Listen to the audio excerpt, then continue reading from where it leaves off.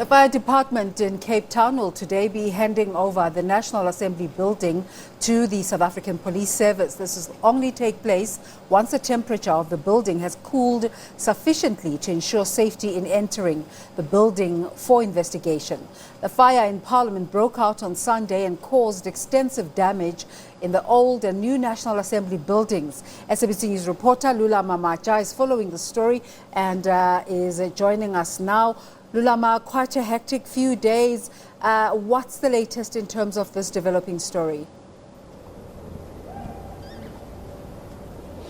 Good morning, Desiree. Indeed, from Sunday when fire broke out here in Parliament, it's Wednesday today, and the fire now has been, I would say, totally extinguished. There's no smoke that is coming out of the National Assembly, and I can see, if I'll ask Lucky to zoom out, the entrance to the National Assembly now has been barricaded by steel.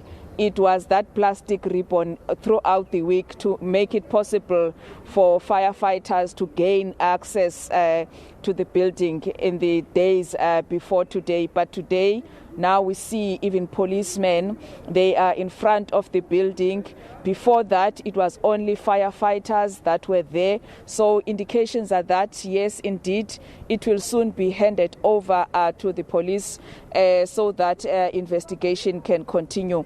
There's only one fire engine that is here, standing on my right-hand side. All other emergency vehicles have left the parliamentary precinct, indicating that investigations will start soon. What we know, Desiree, is that Parliament earlier had requested also to go and have an inspection of the building, but we will see when that will happen, because there's supposed to be a report that is allowing them to go and view it, as well as the media. The media is also requested to go and have a look at the building, because we want to show the viewers who know how the National Assembly looks previously, the seat and the public gallery and everything that is inside. So we will know when to go in when Parliament gets that report to say now it is safe. They can go and conduct the inspection so that members of Parliament can see for themselves what damage has been caused by the fire. So far, they don't know what has been damaged and not, and what has been saved. I spoke earlier on to the National Assembly Secretary, Masibulele Xaso, saying that they are also anxiously waiting to see what has been damaged and what has not, because no one has had access so far inside the building. Desiree? And just in terms of the readiness of SAPS to go into the situation, what do we know here, Lulama? Well, Desiree, we don't know much about that. I guess it will be the report, the technical report, that will be telling us the details as to their readiness. But what we know is that on Tuesday, as early as Monday, actually, there was a technical team that was dispatched here of engineers who are going to look into the damage that has been done here in the National Assembly.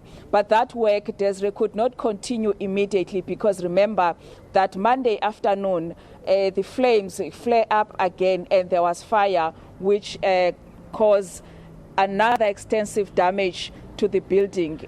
And they think, and Parliament think, that even those areas that they were saying they have been saved, for instance, their archives and Hansard, they don't believe now that they have been saved since that flare up again of flames on Monday afternoon. And of course, just activity on the Parliament and movement, has that improved? What is the case? We know that the SABC officers are still intact, so clearly there's operations there. What's the level of operations in Parliament generally?